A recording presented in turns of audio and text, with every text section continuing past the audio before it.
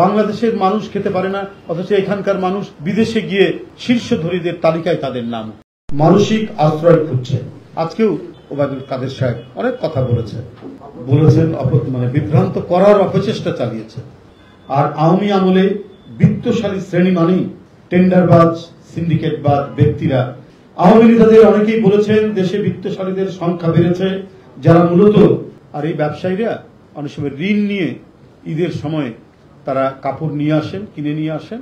এবারে যে কাপড় নিয়ে এসেছিলেন বা ঈদের আগের দিন পর্যন্ত বিক্রি করা হবে, সেটার তারা অর্ধেকও এই টার্গেট তারা মেটাতে পারেননি।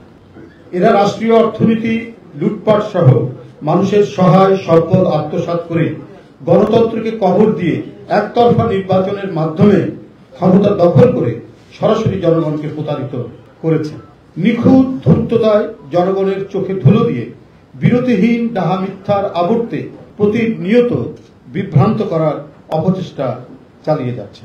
দীর্ঘ ১.৫ দশক ধরে জনগণের পকেট কাটার কারণে এখন দেশে হাহাকার পড়েছে। অনাহার অর্ধাহারে ক্ষুধার্ত মানুষ এবারের ঈদে চরম দুর্দশার মাঝে দিন কাটিয়েছে। বাজারে আকাশচুম্বী মূল্যস্ফীতির কারণে ভাত তরকারি জোগাড় করা যেখানে কষ্টকর, সেখানে ঈদের পোশাক কিনবে কিভাবে?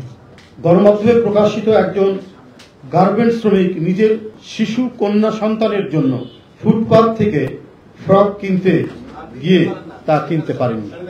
চট্টগ্রামের ঈদ বাজারে গত বছরের তুলনায় এবার ৩০% কেনাকাটা কমেছে। এটা আমি গণমাধ্যম থেকে আপনাদেরকে বলছি।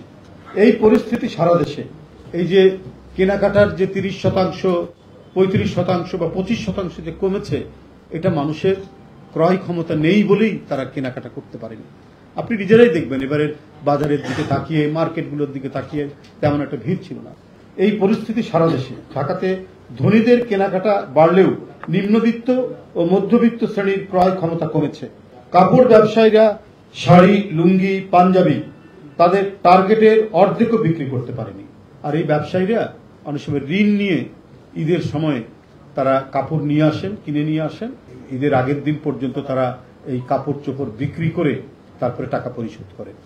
এবারে যে কাপড় নিয়ে এসেছিলেন ঈদের প্রাক্কালে বা ঈদের আগের দিন পর্যন্ত বিক্রি করা হবে, সেটার তারা অর্ধেকও এই টার্গেট তারা মেটাতে পারেননি। অনেক ব্যবসায়ী ঈদের প্রাক্কালে বাকিতে কাপড় নিয়ে বিক্রি করার পর তার টাকা পরিশোধ করে না। আর আওয়ামী আমলে বিত্তশালী শ্রেণী মানেই টেন্ডারবাজ, সিন্ডিকেটবাজ ব্যক্তিরা, যারা ক্ষমতাসীনদের আশীর্বাদ পুষ্ট। আওয়ামী নেতাদের অনেকেই বলেছেন দেশে বিত্তশালীদের সংখ্যা বেড়েছে, যারা মূলত বেনজির শ্রেণী।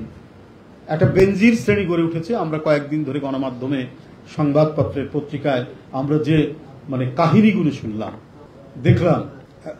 মেয়ে ইউনিভার্সিটিতে পড়ছে, তার আরব আইএসের জন্য আলাদা একটা ফ্ল্যাট কেনা থেকে শুরু করে, এ তো মহাকাব্যকেও ব্যর্থ করে দিচ্ছে তাদের এই মহাকাব্যগুলি শুনলে পরে।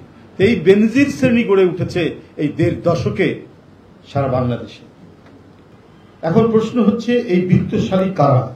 এই বিত্তশালী শ্রেণী হচ্ছে বেনজির শ্রেণী, যারা বিএনপির অসংখ্য নেতাকর্মীদের গুম খুন করে প্রধানমন্ত্রীর আশীর্বাদ পুষ্ট হয়ে হাজার হাজার কোটি টাকা কামিয়েছে। এছাড়া মেগা প্রজেক্ট ও অবাধে ব্যাংক লুটের কথা এখন কল্পকাহিনীতে পরিণত হয়েছে, যা অতি বাস্তব। শোনাচ্ছে কল্পকাহিনীর মতো। বাংলাদেশের মানুষ খেতে পারে না, অথচ এখানকার মানুষ বিদেশে গিয়ে শীর্ষধনীদের তালিকায় তাদের নাম উঠছে। এটা তো কল্পকাহিনীর মতো, কিন্তু এটা অত্যন্ত বাস্তব ঘটনা। এটা বাস্তব সত্য যে দুর্নীতির সাথে ক্ষমতার উপরের দিকে ঘনিষ্ঠ সম্পর্ক থাকে।